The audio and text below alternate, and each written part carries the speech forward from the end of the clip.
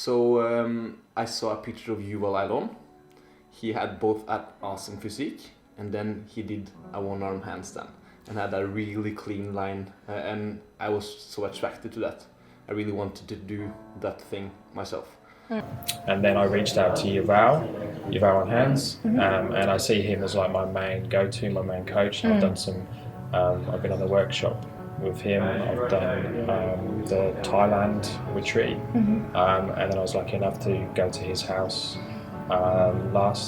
this year, and spend some one-on-one time with him there. Nice. So, and he's done some programming on that for me as well. So I see him as my main go-to. A person that I admire a lot, who's also a friend of mine, Yuval on hands. You can go and meet people, you can, because you're inspired by people. Like myself, I have met all the hand balancers that I used to look for. Yeah. Yuval. The ones that inspire me first, just because still, even though they're not performers, they're great practitioners, like Miguel Santana, Yuval Ayalon. When I arrived to Yuval's workshop, I clearly remember like my feelings and emotions the moment I saw a guy who is like, sorry Yuval, but you were like 37 or something like that. Yeah? No? I have no idea. I don't know. Even gonna guess. Okay. But basically, you see a guy who is not that young, and you see him doing a one-arm press, going into full positions and stuff. You know, like for me that was just insane.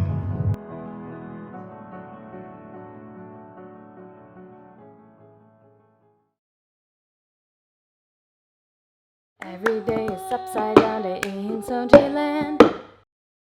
Hi and welcome to the Soundschi land show where everybody's upside down. And today I'm sitting next to a legend, Yuval Ayalon. Yeah. I'm just gonna jump right in because this is actually something somebody asked on Instagram. If you are aware what a huge influence you have on some of the big names in the hand balance community. I've been around for quite a while.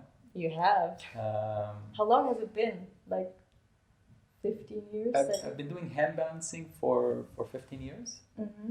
And I started sharing stuff online about the time I arrived to Vegas, about 2006, where there wasn't too much information on the handstand at the time. Yeah. And then it kind of exploded from there. What made you share your handstand stuff on the internet? Because if nobody does it, how do you get the idea? No, I mean, I was also, when I was started my path as a hand balancer, I was also I was searching for information. And then at some point, I was performing in Vegas as a circus artist, a general acrobat, but handstand was always my main discipline. That's what I was doing between shows, and before and after, and so it kind of developed organically. People were searching for information. I was sharing it, and it happened from there. How did you get into hand balance? Because you were a gymnast first, right? Yeah. So I retired from gymnastics in 1998. Wow.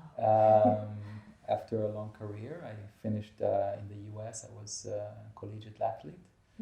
And for a few years, I was a little lost, and I was looking for what I want to do when I grow up. And I never thought I would stay in sports or movement or kind of a physical career. And I tried, I worked in an office and I tried some corporate stuff, and it didn't work out. And then it led me back into circus, into gymnastics. And I started teaching acrobatics to non-athletes in Israel, kind of early 2000s. And this sparked my interest in handstand, because that's the first thing that circus artists and acrobats usually learn is the handstand, in addition to the airborne acrobatics. And then I start researching it on my own with a very few YouTube videos that were available at the time, and then I started coaching myself, kind of the trial and error, and I kind of figure out how to do a one-arm handstand without great technique, but I was able to hold it. And then at that point I started researching, trying to find a place I could learn more of proper technique. Yeah. How far was that into your own practice? How long had you been practicing for by that time? The handstand? Not very long. So it's very there are a few circus artists that I think one of the first circus artists that caught my attention was Samuel Tetro from Seven Fingers in Montreal. Oh, okay. And when I read his, the combination of very high level skill as well as artistically, I really liked the way he presented hand balancing. And reading his bio, I read that he studied with Claude Victoria, the guy called Claude Victoria. I remember reading in his bio like the legendary handstand master Claude Victoria. I said, who is this Claude Victoria? So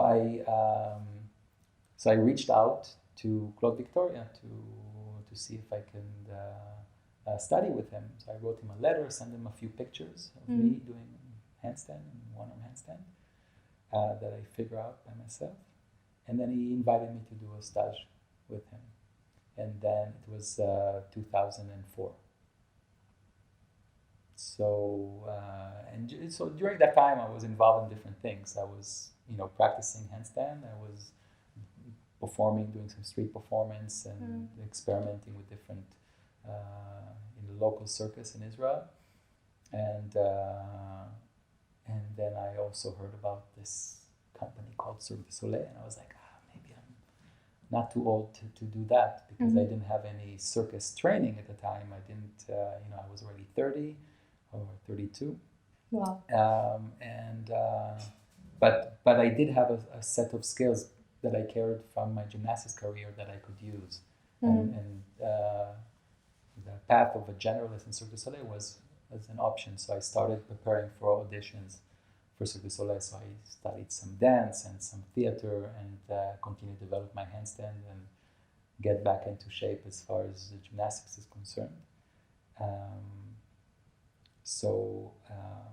About a month and a half after my first workshop with Claude, I had an audition for the show called Le Rêve in Las Vegas, and then I passed the audition and I found myself in Vegas. How was that for you? Because this is an age where you might have the thought that you're too old, or did you ever? I had to have any ignore doubt? it. I had to ignore the doubts. Oh, so you had doubts, but you just went Yeah, I on mean, with it doesn't, it wasn't it didn't make sense if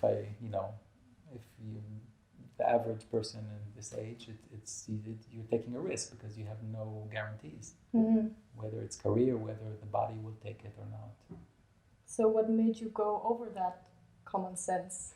I really curiosity and the ability also at that time was to express myself and make a living out of it as well, was something that led me to that direction,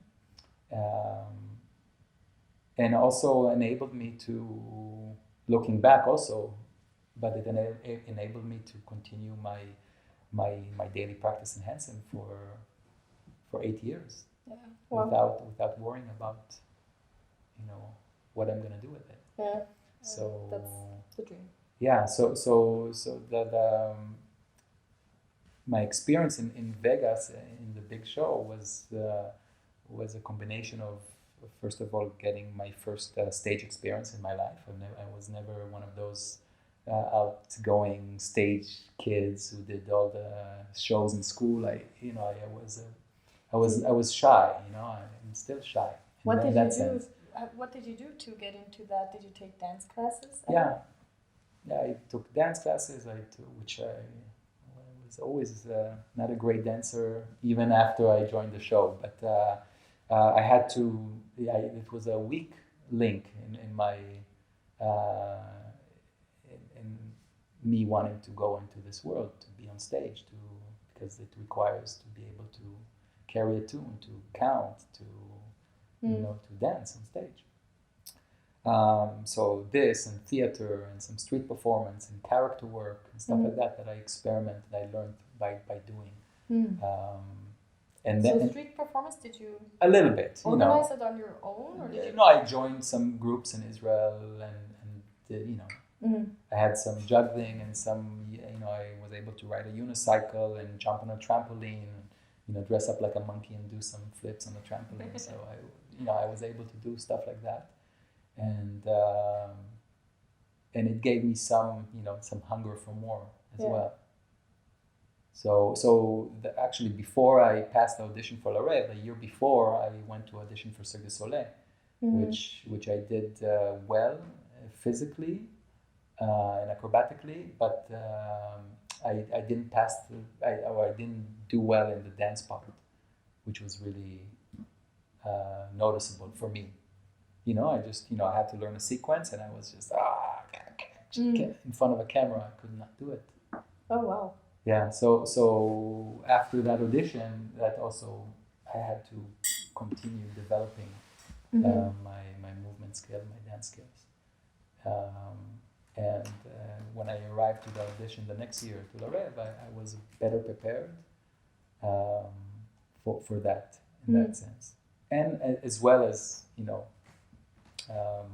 and then my hands. At that point already, I knew hand balancing is always gonna be a focus of my practice.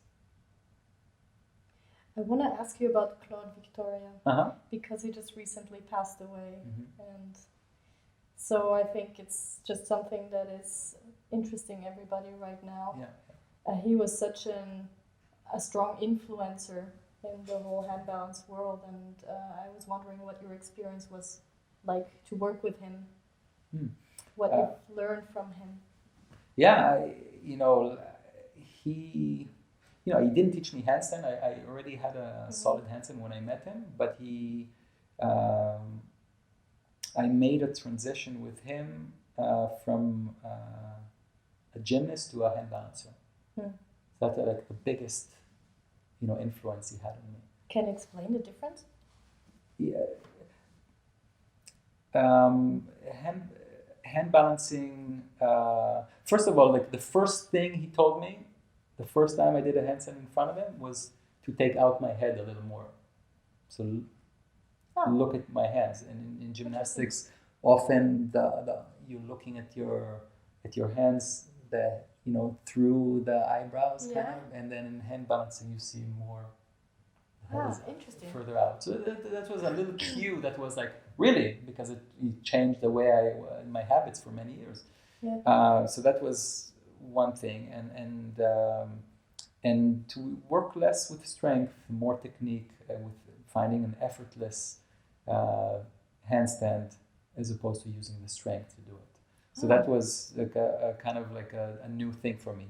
And in addition, he just gave me very cues that since one-arm handstand doesn't really exist in gymnastics, so I was never taught by a hand balancer how to do it, because I learned it on my own. So he gave me a very clear direction of how to approach hand balancing. And then I studied with him for a week, and then I went back and continued most of my practice on my own. Because after my first week with him, I joined the circus in Vegas, and then over there I was mostly, practicing on my own. although I had other influences there, at the show, but with Claude, it wasn't every few years. I try to go and see him and get some more. Would you say your teaching is strongly influenced by him? It's influenced, yeah, for sure. But I've been influenced also by other practitioners and teachers and hand balancers that I crossed paths through the years. Yeah. So it's all, but his approach has a very big influence on the way I look at hand balancing. Yeah. What does your practice look like at the moment? No, I start usually, just a lot of spine work, get going, some wrist preparation, making sure that the wrists are in good, ready to go, by the first time I go in my hands. And then I do a bunch of 2-arm sets, about 10 sets, more or less, and includes all different positions, transitions, sets, some press work, some side bends, and then I go for my 1-arm sets. It's kind of like similar on a, and the drills and sets that I do also evolve with time, but it's on a day-to-day basis. I kind of have a very similar structure. I also use my resting periods usually to work on different elements that are relevant for hand balancing, whether it's flexibility or strength work, or And you just told me earlier about head balancing, which also takes a big role in your training. Yeah, it's a relatively new thing if I look at my hand balancing career, but in the last 4 years, it's been a big part of my practice. Kind of got completely drawn into it, and now I can't imagine not doing it. But does it have any carryover to hand balancing, or is I believe so. Yeah. But you can definitely do well without it. I did okay without it for many years. Although Claude introduced it to me the first time I met him. I just made a choice not to do it because I didn't want to risk it. Injuries in the neck region. Yeah. So what made you eventually do it? I don't know, curiosity again, and then from the moment I went for it, I can say personally that I haven't had any issues with my neck, which was very interesting for me to see, and I think it can all in a way it could do do well for your neck. Do good. I actually want to get into something you said earlier about Claude teaching you about ease in handstands and finding a comfortable position. I remember the workshop I attended of you last year. You kind of taught us the same idea, to find a relaxed position, and it actually made me move away from this perfect Instagram line, the really straight handstand. I have to say though, you never, maybe because I don't speak French so well, but he never said that. He never expressed these ideas in words. It was just the approach towards the skills and the focus on technique and before strength that led me to also to teach that way. Does it make sense? Can you explain it a little more thoroughly? So, Claude would not have said, okay, you need to relax and do effortless handstand. Okay. That was the result of the approach. What he was, of the drills he was giving you, exercises. Basically, and the focus, the constant focus on correct execution and correct technique by him cueing it correctly. And repeating, if you repeat, the base of handstand practice at least is repetition. But you need to repeat it correctly. If you repeat something 100 times, hundreds of times, 1,000 of times, you want to do it correctly. So always the focus should do it the best technique possible, and he would, if he's there, then he can actually correct you and towards the right direction. Until you and then any if you look at any high level hand balancer, what usually is noticeable is the effortlessness that they're doing it. It's just it's you're hanging there in one of it. That's like for when I was looking at, I landed in Vegas in 2005 already after Claude, and I was I'm a hand balancer, and then I see Andre training on the training room on the side there. It's like, oh, okay. And it's the first time I ever saw a hand balancer in this level, a master, someone who mastered the skill and with complete effort and control, and it's very noticeable. Yeah, but Andre Moraro is even, I think, in my opinion, more exceptional, or like he has his own level. Yeah, but if you go, I don't know. For me, if you see high level hand balancers, usually, especially when they practice, you see a certain level of ease of what they're doing, the breathing constantly, and just the fact, and going back to the difference between hand balancing and gymnastics. In gymnastics, you don't want to stay in handstand. You want to be there for a second. Or not even stop in handstand. Where in hand balancing, you want to be able to be there for minutes. Does that change the position? So you have to use less effort. Less effort, and breathe and relax in the position, and be very efficient. Where in gymnastics, you can get away with using more strength, because you don't need to stay there for a long time.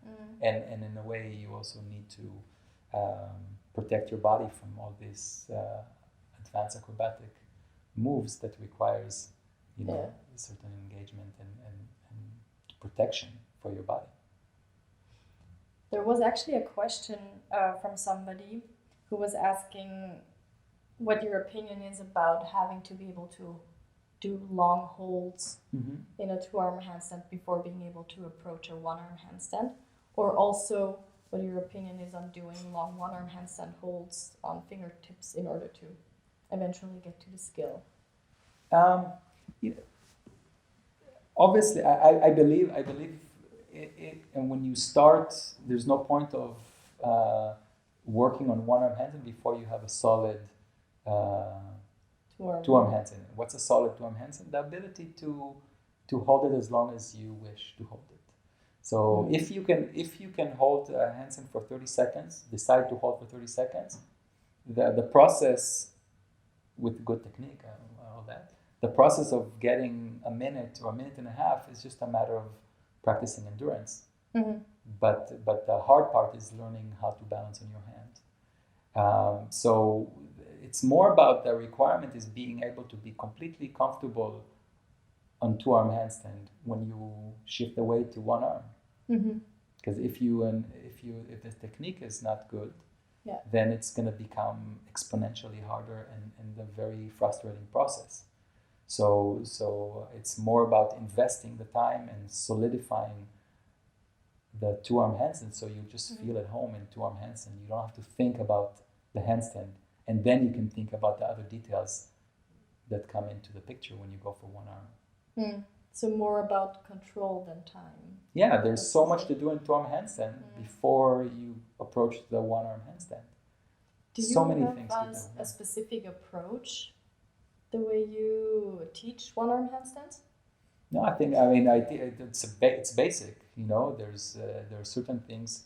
It's the first thing is being able to control the handstand, which means you need to be able to comfortably mount to handstand, tuck handstand, straddle to handstand, pike to handstand, kick up to handstand. They're all balance skills, but if you master them, your level of control of the handstand is just going to be very good preparation for the handstand. And then you have all the transition. You have the straddle handstand, you have the full handstand, and you have the tuck handstand, and different variations from that, which you have to have you should be able to comfortably transition between these skills, and that's going to give you more skill that will serve you when you work on the one-arm handstand. And then added to that, you have some, of course, the pressing to handstand, and some basic strength like the handstand push-ups and planches, and that can help. Mm-hmm. But the main thing is the first thing first is learn the handstand correctly. And once you have that, and then continue developing all of the stuff I mentioned above. Good straddle handstand, good tuck handstand, and then the presses. And but like the main issue is the handstand. You learn handstand first, mm-hmm. and then you add the other stuff. Yeah, we actually talked about earlier that a gymnast, for example, learns a one-arm handstand super fast, and it was like that with you. Yeah, and I've also seen other gymnasts who learn it in a matter of months, whereas people who just don't have the solid two-arm handstand take 3 years. Yeah, it's completely, you need to catch up. Mm-hmm. But when I approached hand balancing, I already had my 10,000 hours on my hands. Yeah. I was I had 16 years of gymnastics of handstand. So I didn't have to, I had all the physical preparation, the flexibility, the strength, and the control of the handstand. And then what was left is just to figure things out by, trial and error. I looked at some videos, some hand balancers, I shift the weight, it's pulling me, I'll counterbalance. And I figured out it wasn't a great one-arm handstand, but I was able to reach a decent level of control on both sides. Did you use the wall too in that process? Very, very little. Okay, so you just basically tried to shift the weight. Yeah, but I had a solid handstand. Yeah.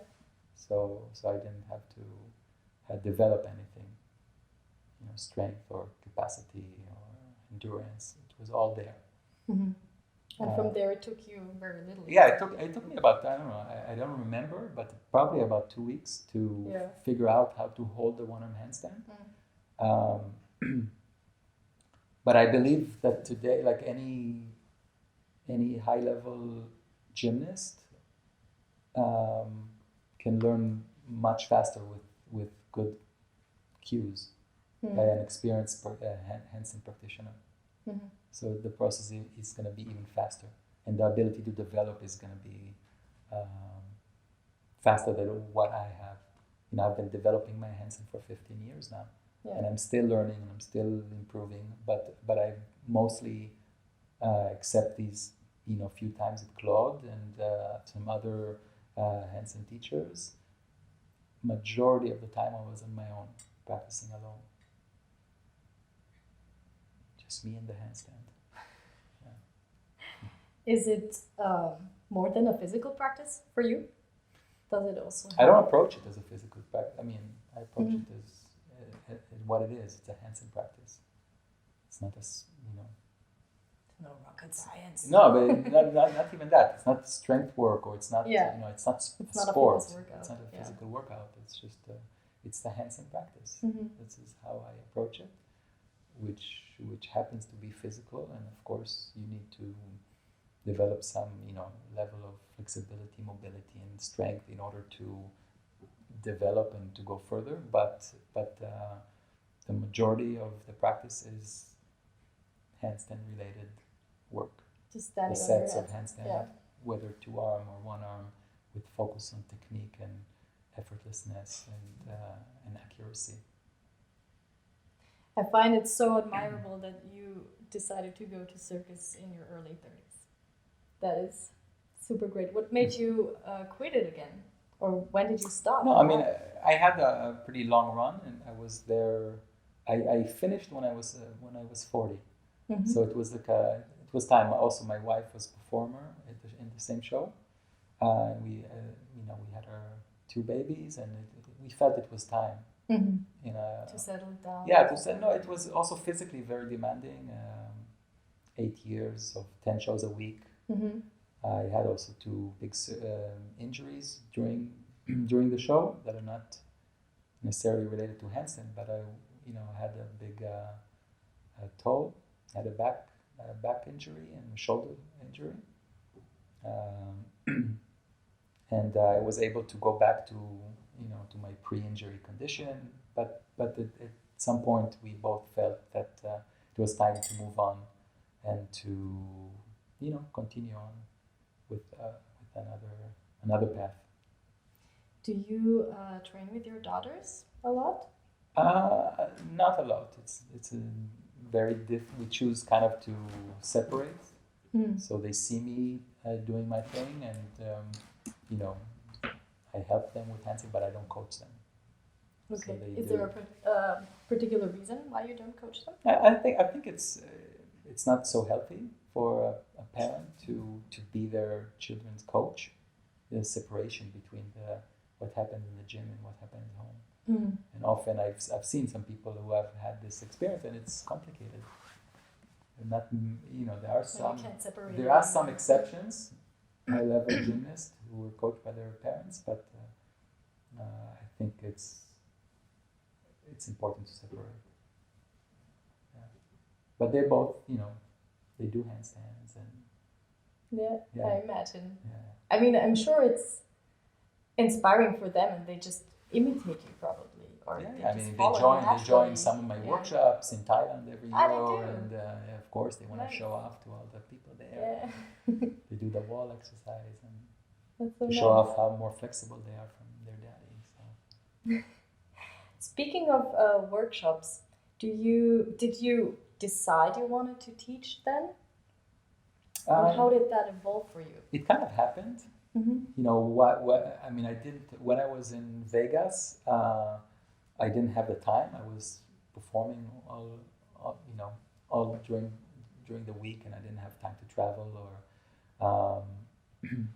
But I did have one opportunity to teach a workshop. Steve Atlas, Steve Atlas. Mm-hmm. He's a very popular guy. So he approached me and invited me to teach a workshop in his studio in Spokane, and so it was the first time I ever taught a workshop, a handstand workshop, with focus on handstand,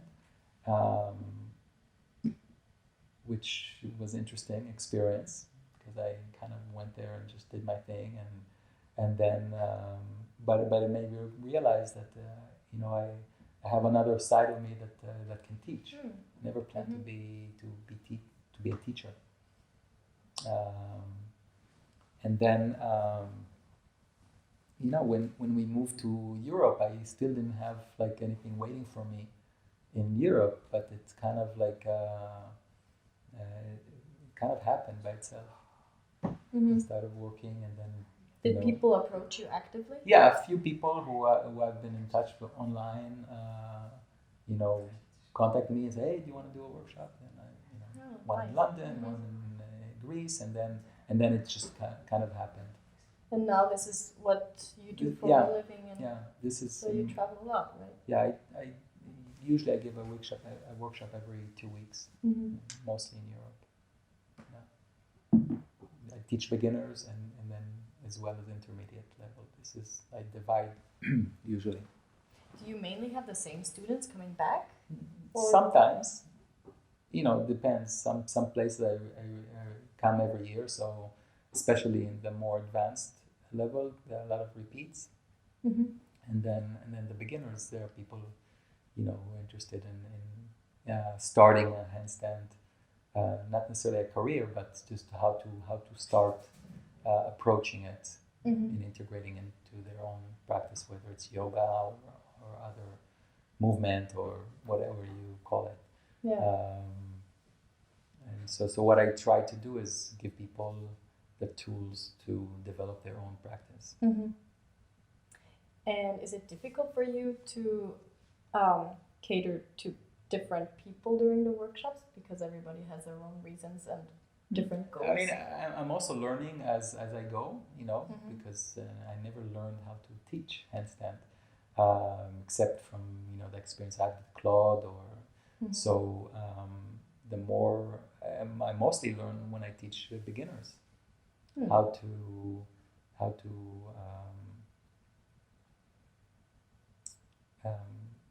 bring them from a no handstand situation to start feeling the balance and giving them the good technique and approach towards developing their practice. And then the rest of the work is usually on their own. Mm. Yeah. Has it ever been, how to say this? Has this ever been an issue for you to be able to relate to, for example, a beginner who is scared of kicking up or is experiencing something you might not have experienced? Of course, yeah. I mean, especially since I did not come from that place. You know, I was a gymnast, so I had to. The more people I teach, the more tools I have to deal with different scenarios, different situations, fear of falling, or how to deal with that, and progressively get into it, and you know, some of the progressions I teach, I just kind of like, okay, this works, this doesn't work, and it developed through the last 5 years of me sharing it to, you know, hundreds of people. So you know, I had some basic drills that, you know, that I carried from gymnastics, from what I learned as a kid, and I took these drills and with time developed and put in my own you know, flavor into it and how to express it. Because the technique is the same technique. Yeah. Good hand balancer knows the handstand, and then it's how to communicate it and to be sensitive enough to be flexible with it and not go one way that fits all. You know, you have to approach it differently for different people. Yeah. Which pretty much answers my next question. I was gonna ask you if you ever considered writing a book or somehow manifesting your knowledge. Maybe in the long run, yes. But at the moment, I'm focusing on developing I'm still developing my own practice in addition to teaching. So, you know, like if I wrote a book 5 years ago, it would have been a completely different book than what I would today. Yeah. How I would teach, how to approach it. Is there ever going to be an end point? I hope not. I think it's part of what I enjoy about the hand balancing is the fact that I've never stopped learning and improving my own skill. And not knowing what's going to happen makes it interesting. Yeah. For me, that's super motivating and super inspirational since I'm not the youngest myself and I just started. So I'm looking up to that. Yeah, I know it's and I think since I left the show 5 years ago, I've seen, even though I'm aging, I've seen only improvement in my own skill. Mostly because I think I'm more. My focus is on hand balancing. I'm training on a kind of a regular, practicing on a regular basis, on a daily basis, and I'm able to focus on handstand related work as opposed to my other things I had to do when I was performing. Yeah. So you have free headspace and time. To pursue it. Yes, that's for good. sure. And of course, I'm learning a lot by teaching. Yeah. I think most teachers that I met, or usually just express in being able to articulate what you do in your own practice is has a big influence on your own practice as well. Yeah.